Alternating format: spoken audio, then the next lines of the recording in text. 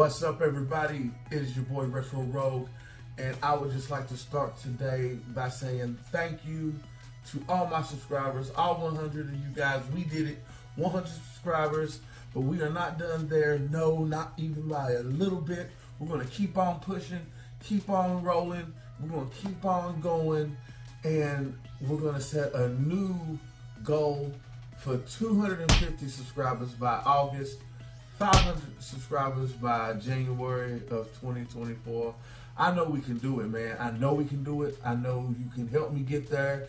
I know we can do this as a family, as a club, as a people, as a community. So I again thank you for all the support and all the love. I couldn't have got here without you guys, and I really do appreciate it. And what better way to celebrate 100 subscribers than to finish up our Star Trek Picard Season 3 Retro Rogue retrospective deep dive. We're going to get everybody up to speed as best we can for this final journey of the TNG crew and their illustrious Captain / Admiral and the new cats that are being brought in.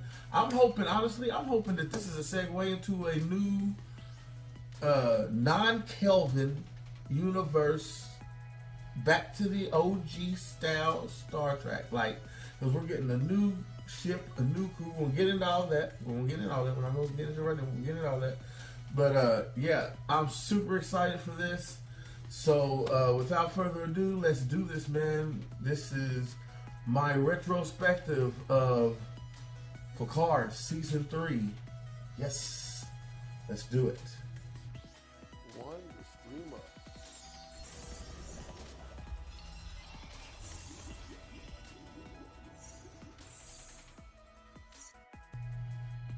Okay, so Star Trek Picard Season 3, it is starting up. It is getting there. We are 3 days away from the recording of this. Hopefully I will get it edited and posted today. But yeah, man, I am super excited. You know, I could sit and I could rehash everything. I got a nice little spread here of everything I want to talk about. One of the things I'm going to decline from going too deep into is the returning cast. There's a lot of returning cast that we know about, right? So we'll leave those off the board for now. I'm real interested in a lot of the new people we're going to be seeing. And I want to start with my favorite group of new people, the LaForges. We're going to start talking about the LaForges and what's been going on with Commodore Geordi LaForge and his family. So, from what we know, from what we saw in the trailers, a little bit of speculation here and there. I try not to read too much leaky stuff, but it seems like that Geordi and Jean-Luc may not be seeing so close to eye in this season. One of the things that I find interesting in that is that Geordi okay, so in the last episode, the very last episode of Star Trek Next Generation, All Good Things, Picard is being shifted between time periods, past, present, future. That future Geordi seemed like him and Picard had a really great relationship, and the reason I bring this up, because a lot of people are like, well, it might, you know, there was a possible future, didn't happen, blah, blah, blah. But the reason I bring it up is because the very first mention of Geordi's children ever is in that episode. And we get the names of his 3 children, which is Sydney, Lalandra, and Brett. Now we know for a fact Alandra, or Alandra, I'm not quite sure how it's pronounced, Alandra, and Sydney, we know both are going to be in the show. Fun fact that Alandra is going to be played by LeVar Burton's actual real-life daughter, Mika Burton, one of my favorite YouTube personalities and critters out there. Love her to death. So I'm looking forward to seeing what she can do. Also, the actress Ashley Sharp Chestnut will be playing his other daughter, Sydney. Now, there's no word whether or not their brother Brett is going to be on the show, or if he's even going to be mentioned. I know in All Good Things, Jordy said that he was just starting Starfleet Academy. So, and that's supposedly around the same time period as this is taking place in 25, 30 years in the future. So I don't know if that means he's the younger brother, because they never really specify. I am interested in seeing, if this is a new beef or if this is something maybe that happened in the past. I'm thinking it might just be something as simple as Picard is taking out this new crew on the Titan because Geordi's daughter is the helmsman for the Titan A, which is not Riker's Titan. This is a completely different class. It is the Titan A Neo-Constitution class. That is the Titan we're dealing with. The Luna class was Riker's Titan. So, anyway, I'm getting off track. I'm sorry. I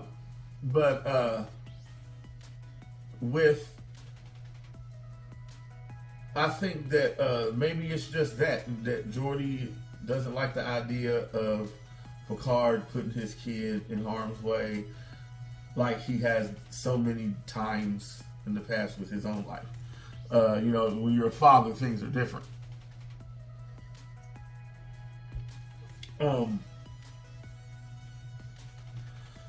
Excuse me.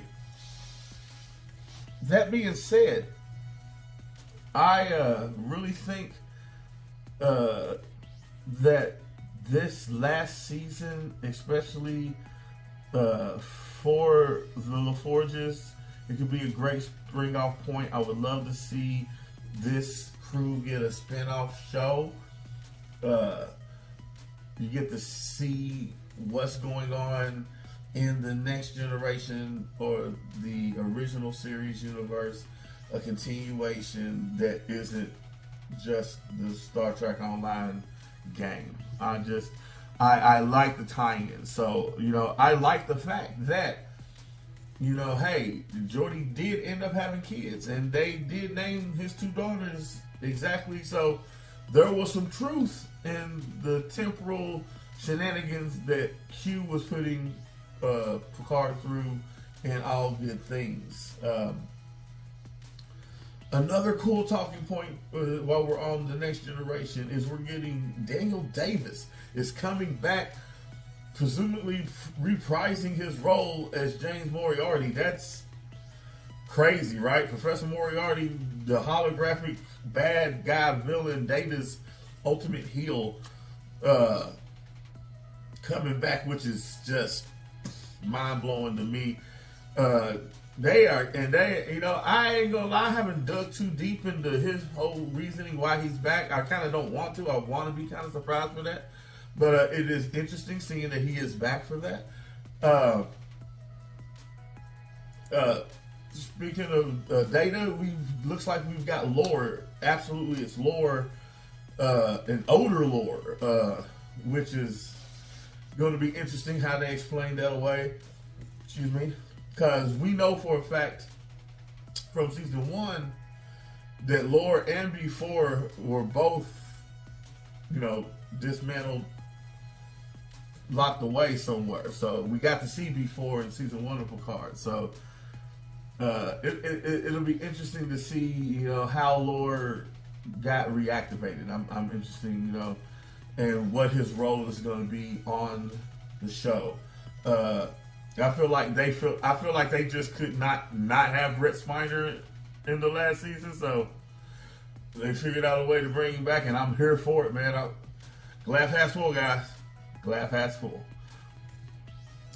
Let's talk about the crew, man. Let's talk about the crew. This new crew of this new class. Like the ship is new, the class, the type of class that it is new. We're talking about the ship and the crew, the Titan. It's the USS Titan NCC 80802A Neo Constitution class.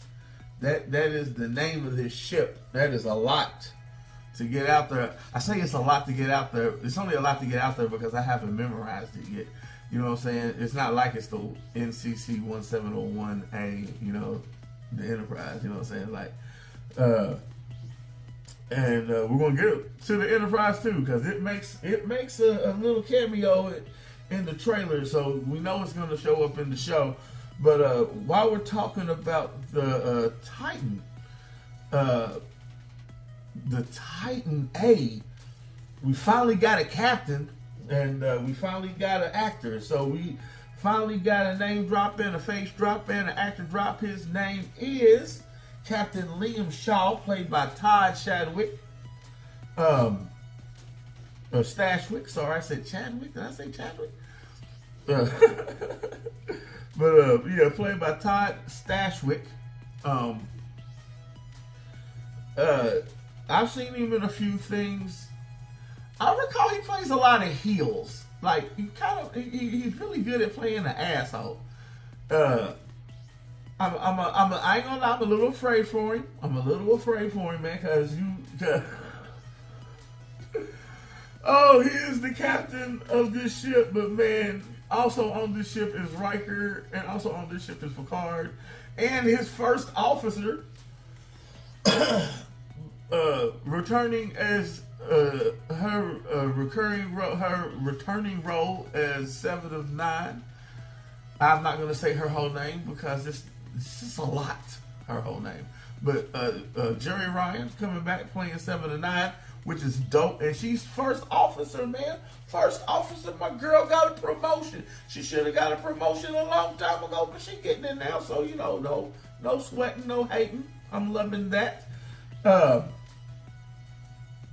So yeah, I'm worried about my boy. I'm worried about Captain Shaw. I feel like something gonna happen to Captain. He's gonna either die, get incapacitated, or something, and one of the other three are gonna end up taking control. I wonder which three that is. I mean, that is in the title of the show. But also continuing with the crew. Again, we've got Helms Officer Sydney LaForge, who is a member of the Titan's crew. Her sister clearly is not aboard the Titan. I think she is on whatever ship Commodore LaForge is on. Also, we have a Lieutenant Tuveen, which is a Vulcan science officer. We've got a possibly half human, half Bajoran tactical officer by the name of Lieutenant Matthew Arliss Mora. Clearly Bajoran, but that first name, man, Matthew. And Arlissa Mora. Bajorans tend to put their surname first and their last name, or their surname first and their first name last. So I'm not sure if Matthew should be Matthews, and Matthews is his last name, and Arliss Mora is his first name.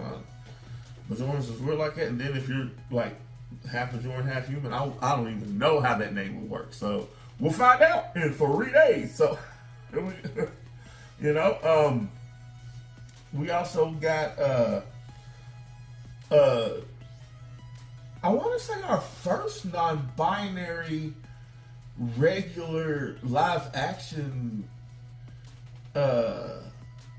character on a Star Trek show. I know we've had non-binary characters on Star Trek before, including Next Generation, Deep Space Nine. Even I think Enterprise at one point in time, and Voyager too. I'm not sure. It's a lot of shows, and I'm well into my 40s, and I smoke weed. So, but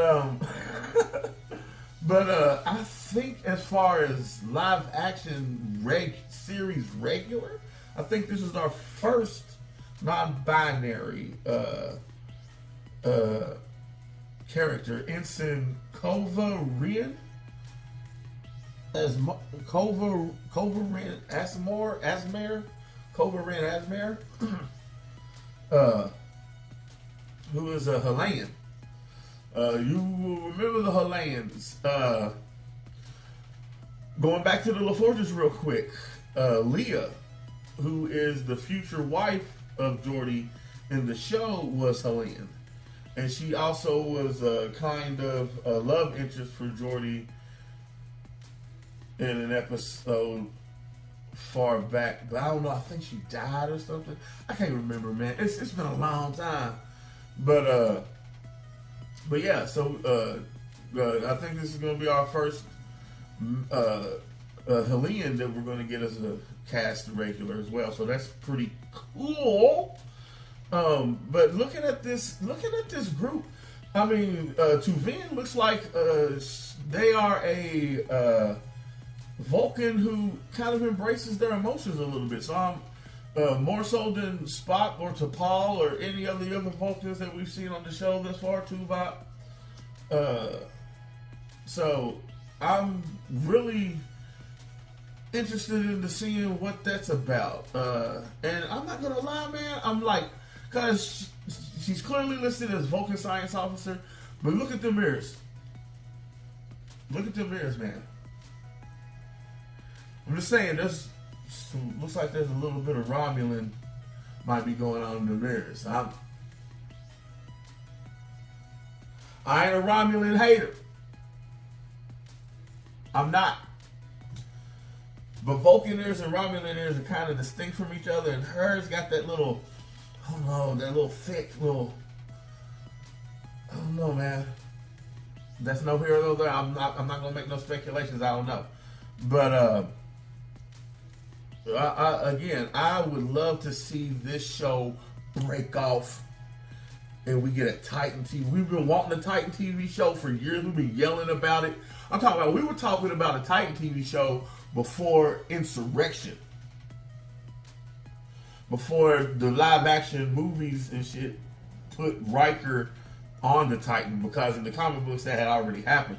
So we was already clamoring for a Titan TV show. So this would be a great way, I think, to give us that Titan TV show that we kind of want. And again, looks like Will has gone down a rank, because last time we saw him, he was an admiral. Now, in the trailer, 7 introduces him as captain. So again, a little worried for my boy. Kind of worried about Liam Shaw. My dude might be in trouble, guys. I would hate that though, man. I would so hate that for him. I hope that's not the case. Because again, I mean, we can put the kibosh, we can tie it up in a bow. We've got a whole new generation of people that can come in and do this show, and you can still have your links to the OG crews. You know, you don't have to try to convolute it and make it all make sense for all the other Star Trek shows that are out there, which is awesome, because 10 years ago we was in a Star Trek rut. Didn't know if we were even gonna get a new Star Trek movie, let alone TV shows, and now we've got all kinds of stuff to pick from, which is wow, it's great. I love it. Let's stop beating around the bush, man. Let's talk about my girl. Let's talk about her, man. Let's talk about Amanda Plummer, the daughter of the late great Christopher Plummer, who we as Trekkies know and love as General Chang from Star Trek VI: The Undiscovered Country. Wreak havoc and let's set loose the dogs of war. You have not experienced Shakespeare, Captain, until you have heard it in its original Klingon. Oh, General Chang, man. Oh, God dang it, dude. And we got his daughter playing the villain, playing the main protagonist, it seems like, for the series, which is dope because of probably of all the protagonists in all the series of Star Trek, man. Chang was probably right. He's in my top 3 all day long. I mean, you got Khan, you got,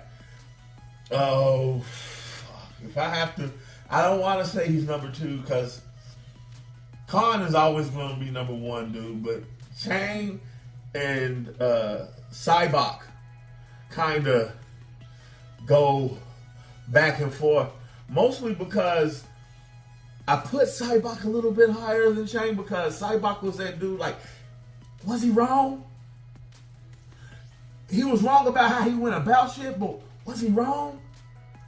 Like, he was just a religious zealot. Like, he believed in what he believed in. He got sucked in. He got catfished a little bit. He got catfished a little bit by O. We all know that's O. And anyone who reads the novels know who O is. Won't accuse riff-raffy friends. But I feel like in his heart he wasn't wrong. He just got duped and suckered. He got catfished into believing something that he wanted to be true that just happened not to be. It happens to us every day in life. We see it all the time with cults and stuff in the world. So I mean, he kind of fell victim to that. Whereas Chang was a villain. Chang liked war. Chang he's like, man, this is better. Isn't this better? You on that side, I on this side, just shooting at each other till one of us is dead. That's Chang, man. So like, there was no redeeming quality as far as him being a villain. But I love the absolution of Chang. Like he was a believer in what he was doing. Damn everyone else. But getting off Chang, back on to Christopher Plummer's daughter, Amanda Plummer, who was playing Captain Vedic. Crazy, right? Like they are giving us nothing about this chick. They giving us nothing about her backstory, nothing about her beef with Picard, with Starfleet, with the crew, like with Beverly. Like all we know is that Beverly is called a SOS, all hands on deck. This is basically hey, I need you guys back me up. We don't even know what that's about. Like, this is one of the things I do love and appreciate about what they've been doing with Picard, especially with the trailers, is they give you enough but not too much. I know a lot of people was disappointed with season 2. I was not. I enjoyed it for what it was. I have a philosophy, and that is, I am a chef. I don't know how many of you guys knew that about me, but I am a chef by trade, classically trained, educated, and then just 25 plus years of experience in the industry. That being said, I consider myself a bit of a professional and an expert on the restaurant and food industry. I know a lot. I've been around a lot. I've seen a lot. So I have a higher understanding on how that business works. So if I give an opinion on something, or I feel like this is wrong or this needs to be done this way, it's coming from a place of knowledge and experience. So I feel like you should listen to me, right? Okay, all right. Now, that being said, I have never taken drama in school. I have never done an acting class. I've been in maybe 3 plays in my entire life. I have never written a book, a novel, a script. I've written some music, and that's about it. What I mean is I don't know a damn thing about making movies, making TV shows, how Hollywood works, how the process goes, or anything else. I just know what I like when I'm watching things. I don't watch things to pick them apart and say, oh, I could have done this better. Clearly I couldn't, because if I could, that's what I would be doing for a living. I can't. So I'm not going to judge these directors and actors and writers for producing something that I might not have cared for, because I know somebody out there is going to resonate with. And I don't want to shit on a show that somebody else will clearly like. And I see that a lot. There's a lot out there that I personally love that mainstream media and mainstream influencers bash. Is like, it's horrible, it's terrible. And I don't feel that way. I thought it was good. I enjoyed it. I'm like that with all things that I love.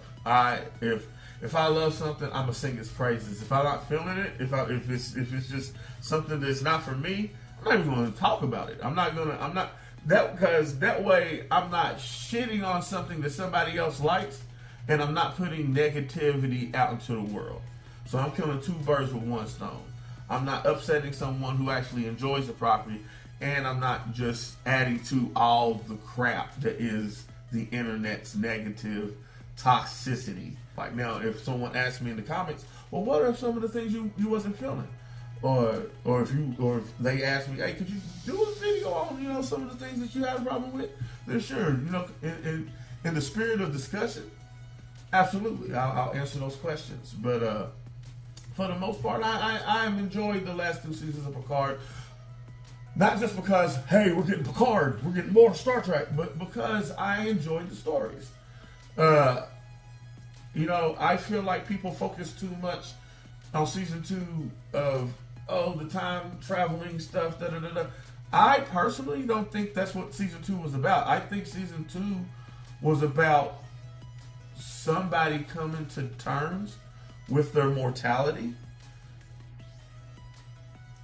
and trying to make right some of the wrongs that they had done in their infinitely long lifespan, and was trying to make amends. That's how I look at season 2, as a farewell letter to Picard from Q. That's how I see that. And if you look at it from that prism, through those eyes, you'll see a completely different movie or TV show. You'll see a completely different season, I think. That being said, they just did a Star Trek Picard, The Final Mission, little 22-minute piece on Paramount Plus's YouTube channel, hosted by Will Wheaton. He does an interview with Gates McFadden and Sir Patrick Stewart. And it's just like a catch-up, honestly, on the last 30 years of Star Trek, which is it's just beautiful. It's like the first half is like 5-10 minutes of that, and then they start talking about what's going on now with the show. And even then, even in those interviews, like, you get no context. And I'm so just on pins and needles right now, because I want to know what is happening, but I gotta be honest, man. At the same time, I'm kind of excited that I don't know what's going on. I'm like, this is just. We get introduced in the trailers to Worf, and it seems like Worf has become a pacifist of some kind. I guess, okay. Did not see that coming, but sure, why not? Worf's a pacifist now. I mean, yeah, man. That's fast. Until you see the fight sequence or the training sequence with him and Ravi, then I'm like, where the pacifists go, bro? But I guess you can be a pacifist and still know how to, keep yourself up. I wouldn't know nothing about that, my fat ass, but And on top of that, did anyone notice the blade that Worf was using? Apparently, this is a new blade, a new Klingon blade creation. It's called the Kurtef. It's a sword, ceremonial blade, I do believe. When I first saw it, I was like, I am very familiar with a lot of Klingon weaponry, and I was not familiar with that particular style of blade. But I do some digging. But yeah, it's called a Kurtef. And I want one. I want one really, really badly. I got a bat left. I got a keck left, which is a knife. I want that. I need to have that in my life, man. Let's talk about some more cameos, shall we? And I want to talk about the cameo of cameos, the cameo of the cameo of cameos, the newest of the cameos, the Enterprise the Enterprise NCC 1701 F, not EF. We retired the E. Sovereign class is done with that. Here you go, Sovereign class. You can be other ships now. We got the Odyssey class now. Just giving us new freaking classes of Starship, the Odyssey class. And let me tell you, oh my God, it's so look at it. Damn, James. It's slick. It's slick. It is so slick. We're gonna talk about these ships though. So the Enterprise F. We only get in the trailer a brief cameo of it flying alongside some other ships. You can see there in the picture. We don't know if it's maybe still in construction. They may be taking it on a little maiden voyage, just a little test run around the Kuiper Belt or something like that, or around Pluto and back. You know how they like to do. Or they could be heading off to a mission. We don't know. There's not enough in the context of the image to give us. But just look at it. So pretty. And then there's the Titans. You have Riker's Titan, the Luna class, nice ship, pretty ship. You get to see a lot of it in, I want to say, season 2 of Lower Decks. I think it's some of season 3. I haven't finished season 3, so I don't know. But I know you get to see it, a bit of it in season 2 of Lower Decks as an animated comedy. But it is canon, so that's the thing. Then you get the Titan we're going to get in the show, which is the Titan US, the NCC 80102A. Neo Constitution class. It's nice. It's almost identical, I feel like, to the Luna class. There are some differences if you look. There's some differences. Looks like where there was a bridgeal attachment that's not there anymore, but it's not a bad looking ship. It looks pretty. I haven't really done my research on its weaponry and all that stuff. I like to be surprised going into the show, seeing what all that's about. I want you to awe me with what kind of new confanglements have you figured out to put in a starship this time. It's not Star Trek if they haven't figured out a new confanglement to use. I'm ready to see some. One of the things that I want to see them to adapt that they was using in Discovery, I'd love to see them adapt to a present day Star Trek show, and that is the holographic imagery of communicating like you see in Star Wars. How does Star Wars have holographic 3-dimensional communications and Star Trek doesn't do that? That makes zero sense. It makes more sense for Star Trek to have that than freaking Star Wars. But I'm not getting into that debate on this channel on this particular episode, so let's not go there. One of the things I'm really looking forward to more than anything is seeing where this journey is going to take Picard. Are we going to lose him? Is he finally going to pass? Is it going to end with him back at the chateau, kicking it? There's so many things we can speculate on. But the one thing I'm focusing on is enjoying the show and having a good time. Nothing's perfect. And do you really want it to be? So what makes the world perfect is all its imperfections, right? But I have got on y'all's nerves long enough. I have rambled on long enough. So I'm going to take a beat and I'm going to hop off here. But before I do that, please hit me up in the comment sections below, man. Are you excited for this? We got 3 days to go. It's almost there. Are you excited? Are you ready? Are you ready to see some motherfucking Picard? Because I am. Are you ready to see some Worf and some Data? Well, not Data Lord, but still. Are you ready to see some Riker and Troy? Oh, Troy.